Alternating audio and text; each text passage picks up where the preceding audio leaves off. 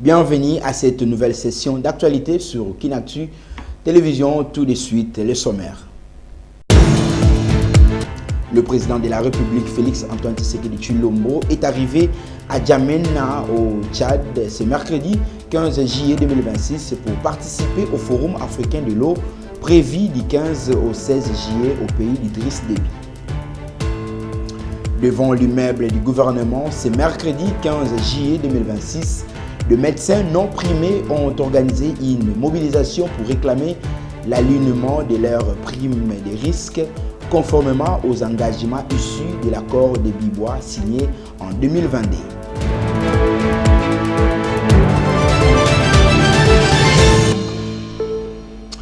Merci d'être branché pour être bien informé. Ce journal partira de N'Djamena, la capitale du Tchad, où le chef de l'État congolais Félix Antoine Tshisekedi Tshilombo participe au Forum africain de l'eau qui se tient du mercredi au 15 juillet prochain. Cette rencontre réunit plusieurs dirigeants et experts africains autour des grands défis liés à l'eau. Les échanges porteront essentiellement sur la sécurité hydrique, le financement des infrastructures et le renforcement de la coopération entre les bassins transfrontaliers. Suivez.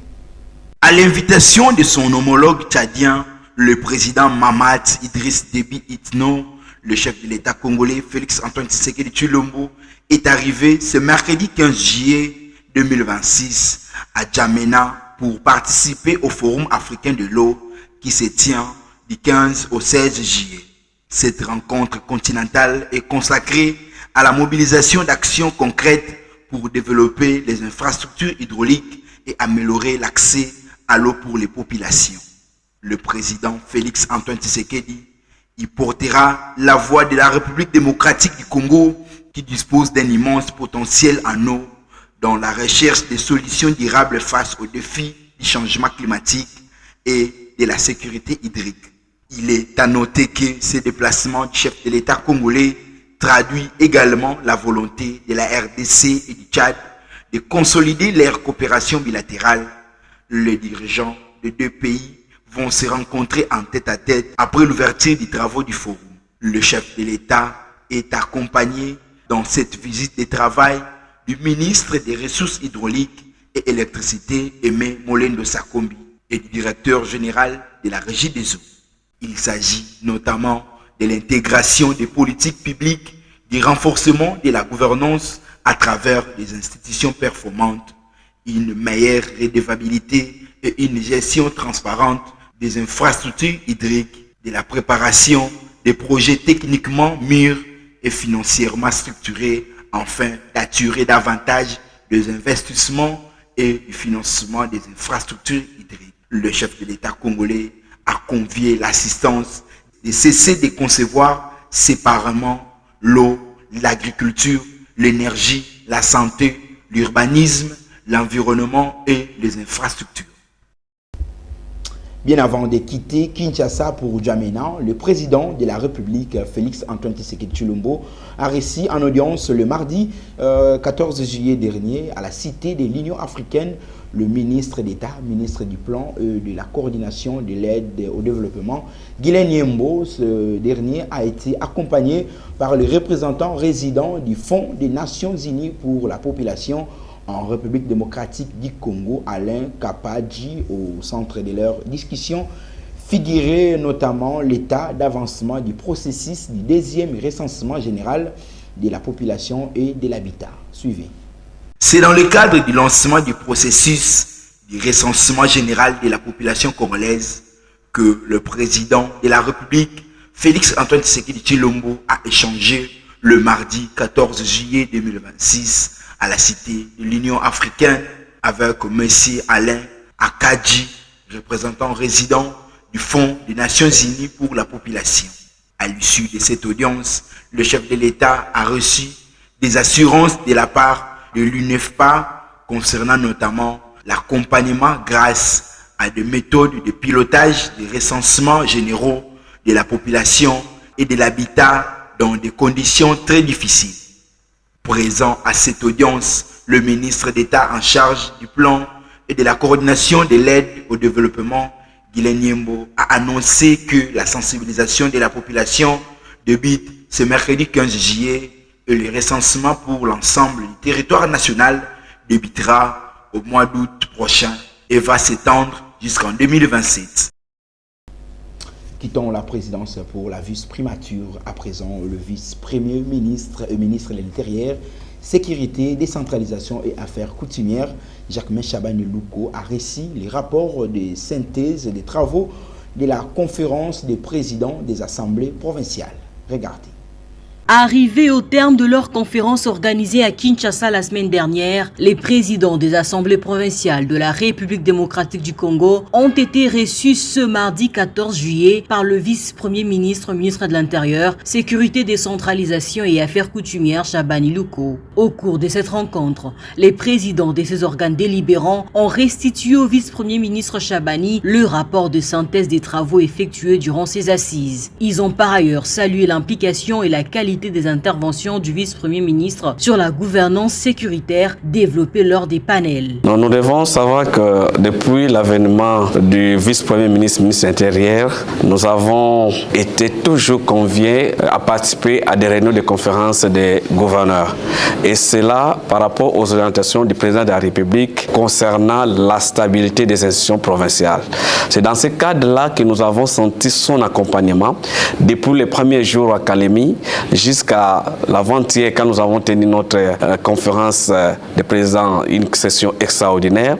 Il a été là dès le début, il a participé aux ateliers et il est venu pour conclure. Nous avons estimé que nous devons venir en tant qu'humains lui remercier de cet accompagnement, mais aussi lui remettre solennellement la synthèse des rapports de nos recommandations et de ces assises-là. C'est ce que nous avons fait ce soir. Le vice-premier ministre a exhorté ses interlocuteurs à privilégier la stabilité des institutions provinciales telles que recommandées par le chef de l'État, Félix Tshisekedi. Il a ensuite réaffirmé que son ministère accorde une place prioritaire aux assemblées provinciales en tant qu'institution clé pour la stabilité des provinces.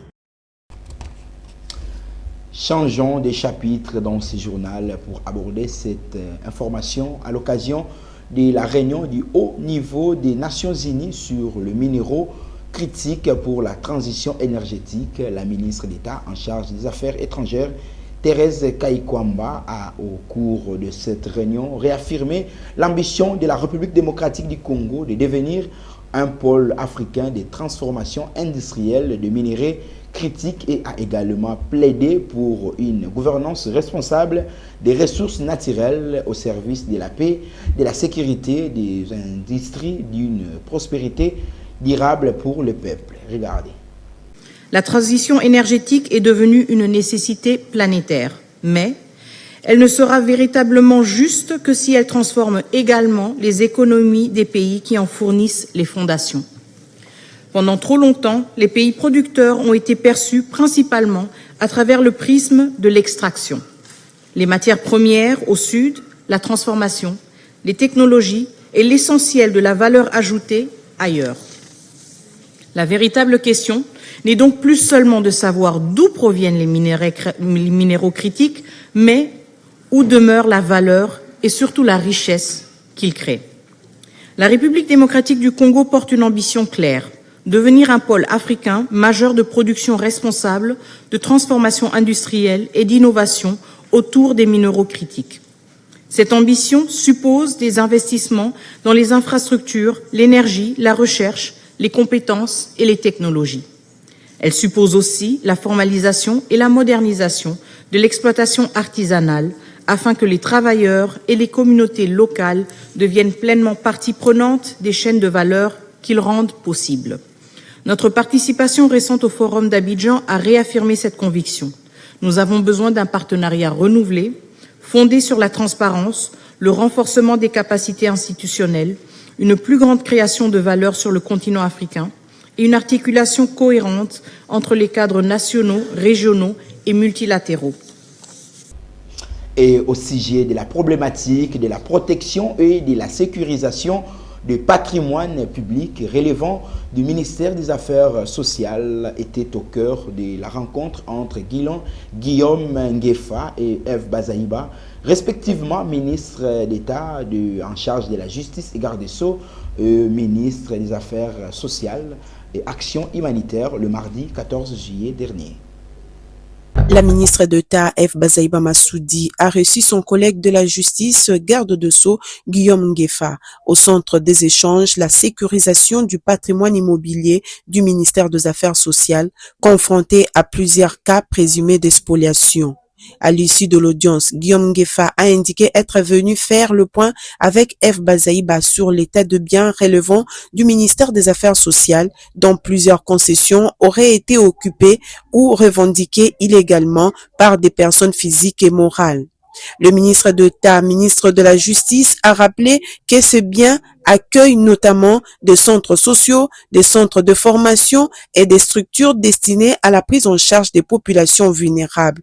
Les deux ministres d'État ont également évoqué le menace qui pèse sur d'autres patrimoines du ministère en province. Guillaume Ngefa a annoncé que ces dossiers seront examinés lors de la prochaine réunion du cadre gouvernemental des concertations sur la spoliation, réunissant le ministère concerné afin d'apporter une réponse coordonnée. Réaffirmant que la lutte contre la spoliation des biens publics figure parmi les priorités de son action, le ministre d'État, ministre de la Justice, a relevé avoir déjà instruit les procureurs généraux d'engager des poursuites judiciaires dans les dossiers d'expoliation portés à la connaissance du gouvernement. Cette rencontre intervient quelques heures après la visite d'inspection effectuée par Eve Bazaïba sur la concession de la Fondation Marie-Antoinette à Limité, où elle a constaté la réalité du terrain et lancé le processus de sécurisation de ces patrimoines d'État.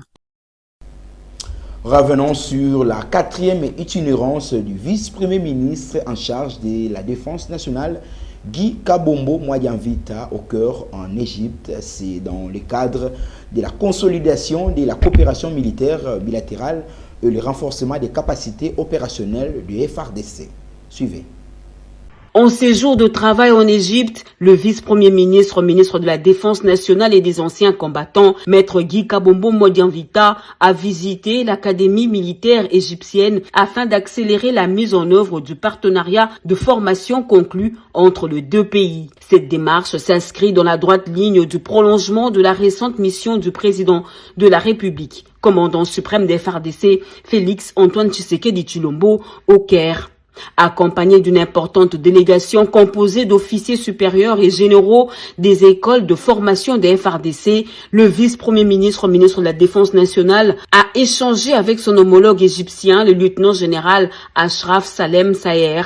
Les discussions ont porté sur le renforcement de la coopération militaire avec un accent particulier sur les 4 axes prioritaires destinés à structurer le partenariat en matière de défense. L'objectif est de renforcer les capacités opérationnelles de FARDC à travers une formation de qualité et un meilleur transfert de compétences. Au cours de cette mission, maître Guy Kabombo Mwadianvita s'est également recueilli au mémorial du soldat inconnu où il a déposé une gerbe de fleurs en hommage aux militaires tombés au champ d'honneur. La délégation congolaise a ensuite visité le complexe du génie militaire avant de découvrir les infrastructures de la nouvelle académie militaire égyptienne. Cette visite a permis d'apprécier un modèle de formation moderne reconnu pour son niveau d'exigence et susceptible d'inspirer la modernisation des écoles de formation des FARDC. Le gouvernement congolais veut réaffirmer sa volonté de développer des partenariats stratégiques à travers cette mission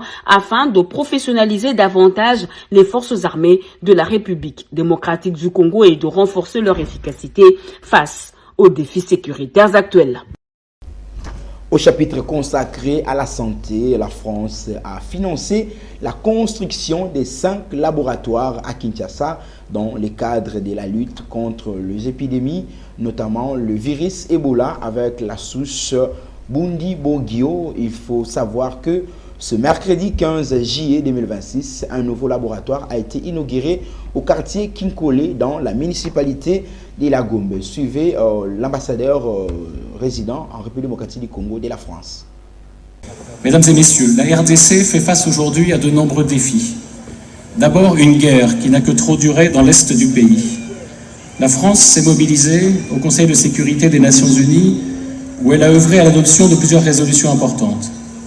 La 2773, par laquelle le Conseil, à l'unanimité, pose les principes d'un règlement du conflit. Le M23 doit cesser les hostilités, retirer ses troupes et démanteler les administrations parallèles illégitimes. L'armée rwandaise doit cesser de soutenir le M23 et se retirer du territoire de la RDC. Deux autres résolutions permettent à la MONUSCO d'appuyer la mise en œuvre de l'accord de Washington et renouvellent le régime de sanctions contre les groupes armés ainsi que le mandat du groupe d'experts grâce auquel la réalité de la situation peut être documentée. La France salue, encourage et soutient les efforts de médiation en cours conduits par les États-Unis d'Amérique, le Qatar et l'Union africaine. Comme l'a redit le président Tshisekedi le 30 juin dernier, le choix de la diplomatie n'a jamais été un signe de faiblesse. La solution négociée intègre des principes non négociables, la souveraineté de la RDC et le respect de son intégrité territoriale. Partenaire historique de l'Institut national de recherche biomédicale depuis sa création en 1984, la France lui apporte une assistance pour le séquençage génomique de la souche Bundibugyo. À travers l'Agence française de développement, la France finance par ailleurs la création d'un réseau de 5 laboratoires sentinelles à Kinshasa. Aux côtés du directeur général de l'AFD, j'assisterai demain à l'inauguration d'un nouveau laboratoire à Kinkole. Toujours dans ce même chapitre, la lutte contre la maladie à virus Ebola repose aussi sur l'engagement des communautés. En Ituri, les autorités traditionnelles réaffirment leur engagement aux côtés des autorités politiques pour renforcer la sensibilisation, promouvoir les mesures de prévention et favoriser l'adhésion des populations aux actions de riposte. En effet, la mobilisation communautaire demeure un pilier, voulais-je dire, essentiel pour interrompre la chaîne de transmission et protéger les populations congolaises. Regardez. Déjà, je voudrais préciser que cette réunion fait suite à la recommandation de son Excellence, Monsieur le ministre de la Santé. Lors de son dernier passage, il avait recommandé à ce que nous puissions discuter, parler, échanger avec les chefs coutumiers, donc les dépositaires des pouvoirs coutumiers. Et là, nous avons été ici avec les administrateurs des territoires, les bourgmestres des communes rurales, les chefs de secteur et des chefferies. Il était question d'échanger avec eux pour obtenir leur implication et leur engagement dans le cadre de cette riposte. Comme vous le savez, sans l'engagement communautaire, sans l'engagement de ces chefs coutumiers, nous ne pouvons rien faire. Nous vous donnons par exemple l'exemple du fait que dans certaines communautés, on continue à laver les corps avant d'appeler les équipes d'AIDES. Et ceci, c'est un risque énorme. Mais si l'autorité locale coutumière permet de changer le comportement de la population, parce qu'en tenant compte aussi des cultures locales, ceci va nous permettre d'avoir des résultats positifs.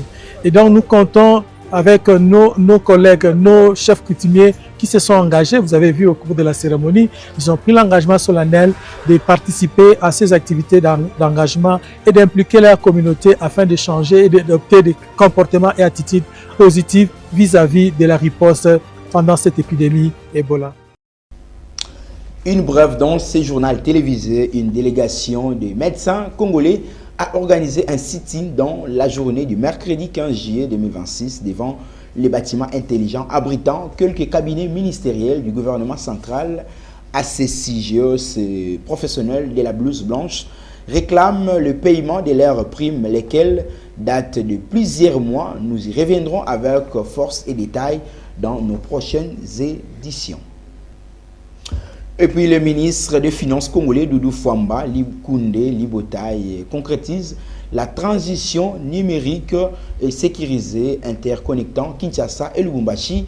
L'argentier national prouve sa détermination à transformer l'administration financière du pays.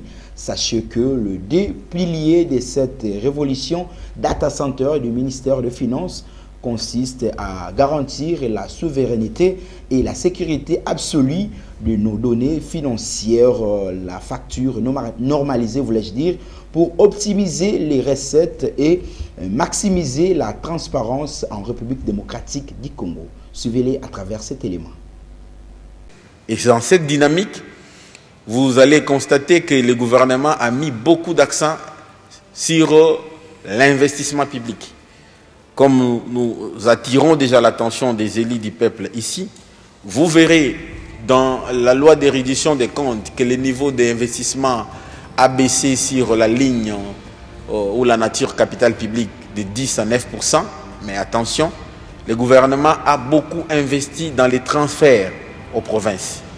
Lorsque vous sillonnez les pays aujourd'hui, il est en chantier. Et si vous prenez tous les transferts aux provinces en termes d'investissement, vous ajoutez à ce qui a été investi, vous allez constater que le niveau d'investissement public est allé au-delà de ce qui est prévu. Et donc, en matière de mobilisation des recettes, nous allons continuer à réformer nos administrations et à améliorer leur gouvernance en digitalisant les process, en finalisant la réforme sur l'interconnexion des régies financières. Aujourd'hui, d'ailleurs, nous allons recevoir un rapport sur les recoupements des informations entre la DGDA et la DGI. Parce qu'aujourd'hui, il n'est pas possible de faire un recoupement automatique d'informations. Les entrepôts de données ont été mis en œuvre et nous avons investi là-dessus. Nous avons créé, et à la prochaine occasion, nous allons inviter les honorables députés pour venir voir et visiter les centres des données du ministère des Finances. Et puis de la parole à la réalité, parlons à présent de l'assainissement de la ville-province de Kinshasa. Le bâtisseur du service national passe enfin à l'action déterminée à redorer la mégapole quinoise. Ce dernier s'attaque au défi de l'insalubrité pour offrir aux Quinois un cadre de vie plus sain. Une mobilisation saluée sur les terrains par les communs des mortels congolais. Ces derniers ont été aperçus ce mercredi 15 juillet 2026 dans les districts de Moamba. Nous y reviendrons également à force détail dans nos prochaines éditions. Prenons à présent les registres nutritifs avant de baisser les rideaux de ce journal télévisé qui retenir du bienfait du maracuja. Retrouvez les détails dans ces commentaires signés par notre concert Ritemboa. Du Brésil et du nord de l'Argentine. Le jaune, légèrement plus gros et acide que le pourpre, il viendra qu'à lui de la forêt amazonienne brésilienne.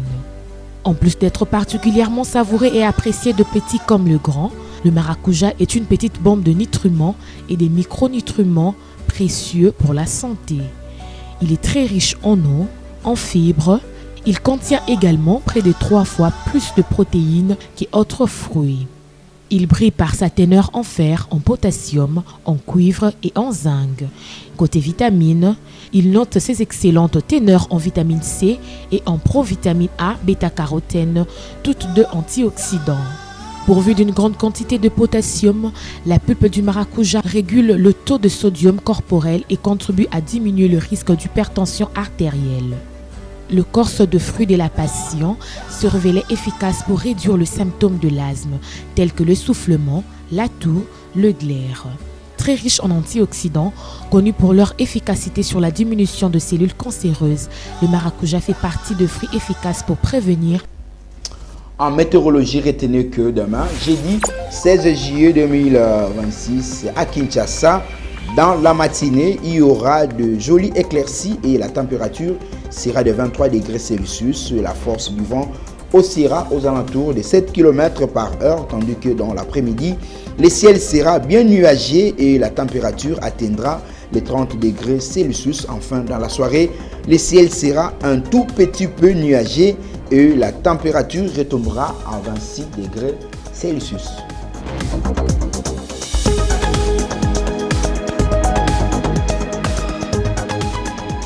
C'est ici que s'achève cette session d'actualité sur Kinactu Télévision. Votre partenaire d'excellence. Place à présent au rappel des principaux titres.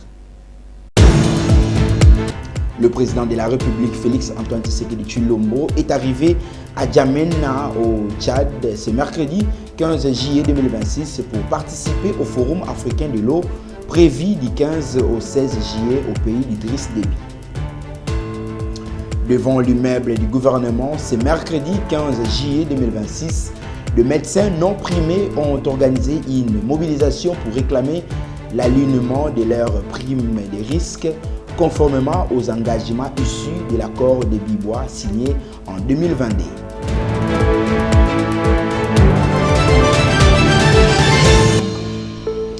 Merci de nous avoir suivis. Restez branchés sur les antennes de Kinactu Télévision car le programme est en continu sur votre chaîne de prédilection.